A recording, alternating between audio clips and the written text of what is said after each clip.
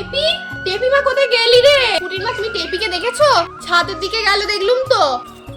তুই এখানে ঘুড়ি নিয়ে কি করছিস? চল নিচে চল, তোর গায়ে হলুদ হবে। আমি বিয়ে করব না। আমাকে কেন এত তাড়াতাড়ি শ্বশুর বাড়ি পাঠিয়ে দিচ্ছ? আমি ওখানে গিয়ে থাকতে পারবো না।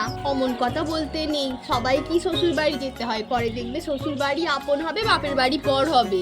মা, আমি তোমায় ছেড়ে আর ঘুড়িকে ছেড়ে থাকবো কি করে? চল মা, চল নিচে চল।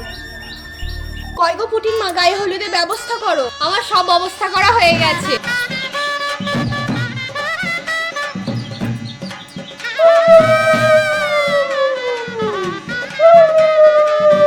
হাতটা দে টেপি, ভালো করে একটু হলুদ মাখাই।